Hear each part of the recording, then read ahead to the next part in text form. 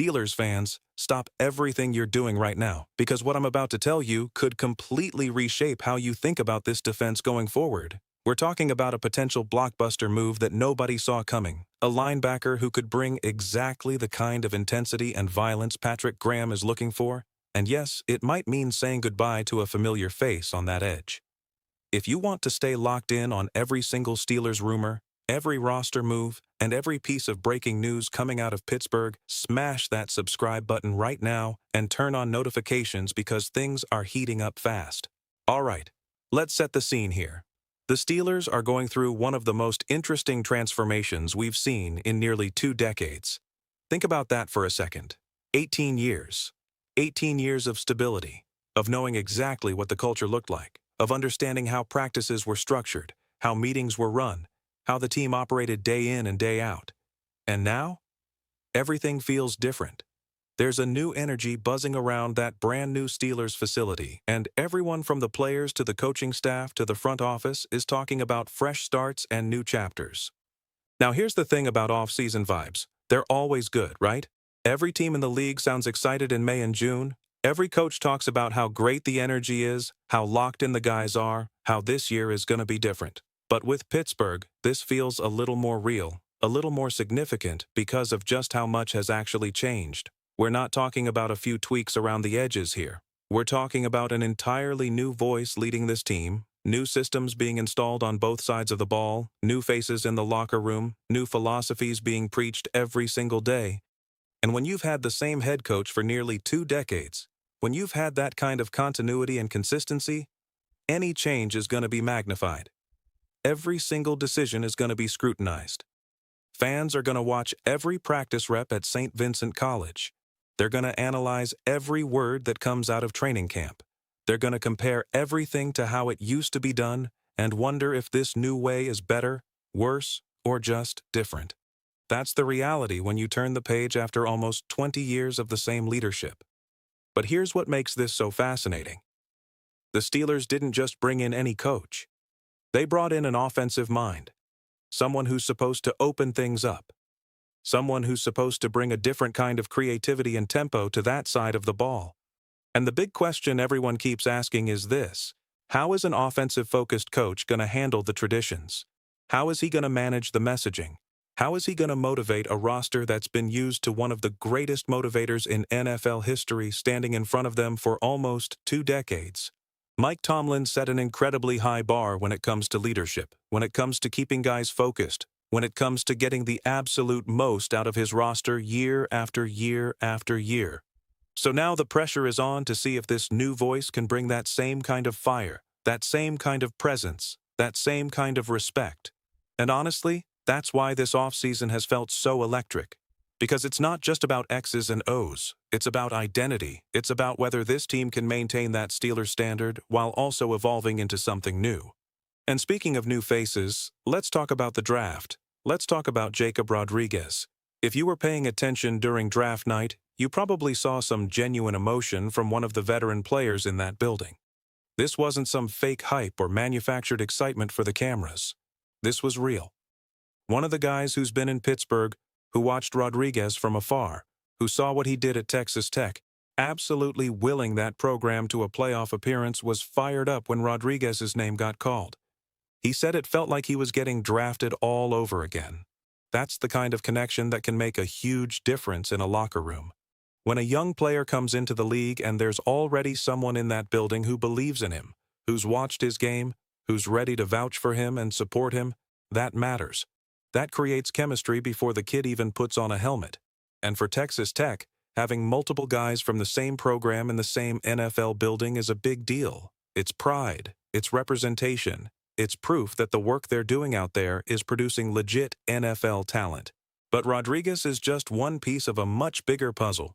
The Steelers didn't just add a few rookies and call it a day. They overhauled the coaching staff. They brought in new voices in the front office. They added players at multiple positions. And when you walk into that facility now, it feels different. Guys are saying it out loud. Same jerseys, but a completely new vibe. It's like being part of a brand new team, even though the logo on the helmet hasn't changed. And for the veterans, that creates a unique kind of responsibility. When you've got that many new faces around you, when you've got young guys trying to learn the system, when you've got coaches installing a new culture, the leaders in that locker room have to set the tone. They have to show up every single day with the right energy, the right effort, the right habits. Because if the leaders are locked in, everyone else follows. If the leaders are cutting corners or showing up half-committed, the whole thing falls apart.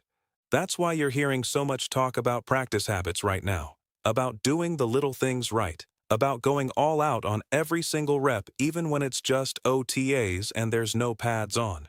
The veterans understand that this is the time to establish the standard. This is when you show the young guys what it means to be a pro, what it means to compete at a championship level, what it means to be a Steeler. And if they can lock that in now, before training camp even starts, then this team has a real chance to build something special. Now let's shift gears for a minute, because there's another layer to this story that's absolutely fascinating.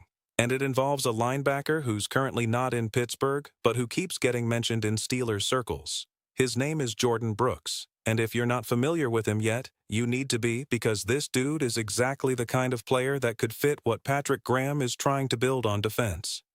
Jordyn Brooks is 28 years old. He's in his prime. He's coming off a season with the Miami Dolphins where he racked up 96 solo tackles and 3.5 sacks. That's not just volume. That's production. That's a guy who's flying around the field, making plays, finishing tackles, and bringing energy every single snap. And when you watch him play, you see a motor that doesn't stop. You see a guy who pursues from sideline to sideline, who hits with bad intentions, who sets the tone in the middle of the defense. Now here's where this gets interesting. Brooks is dealing with a contract situation down in Miami. He's been open about the fact that he doesn't know what's going to happen with his future. He's staying focused on football, controlling what he can control, showing up every day and proving his value. But there's uncertainty there.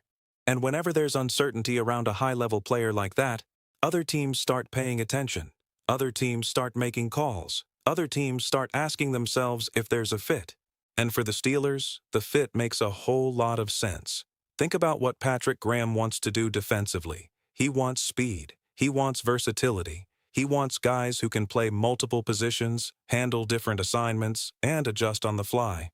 He wants a defense that's aggressive, that's unpredictable, that's constantly putting pressure on the offense to figure out what's coming next. And to do that, you need linebackers who can cover ground, who can tackle in space, who can blitz when needed, and who can hold up against the run. Jordyn Brooks checks every single one of those boxes. He's played safety. He's played nickel. He's played linebacker. He's been moved all over the field throughout his career, and he's thrived everywhere. That kind of versatility is gold in today's NFL. That's the kind of player defensive coordinators dream about because it opens up so many possibilities. You can disguise coverages, you can bring exotic blitzes, you can match up with tight ends and running backs, you can do things that offenses can't prepare for because they don't know where he's going to line up or what he's going to be asked to do. And let's be real, Steelers fans, when you think about the middle of this defense, when you think about the linebacker position, you want guys who bring it every single play. You want guys who are going to set the tone physically. You want guys who are going to fly downhill and make ball carriers pay for running between the tackles. That's Steelers football. That's the identity this team has built for decades. And Jordyn Brooks embodies that mentality. But here's the part of this rumor that's going to make some of you nervous and some of you excited. If the Steelers are seriously looking at Jordyn Brooks, if they're thinking about making a move to bring him to Pittsburgh, then there's a pretty good chance it's connected to another decision. A decision about Alex Highsmith. Now before you freak out, let me explain the logic here. Alex Highsmith is a very good football player. Nobody's arguing that. He's been a productive edge rusher for the Steelers. He's made big plays. He's been a reliable starter opposite T.J. Watt. But here's the reality. Edge rushers are expensive. Really expensive. And the Steelers have already committed major money to that position. T.J. Watt is one of the highest paid defenders in the entire league. Nick Herbig just got a massive extension. And Highsmith himself is on a significant contract.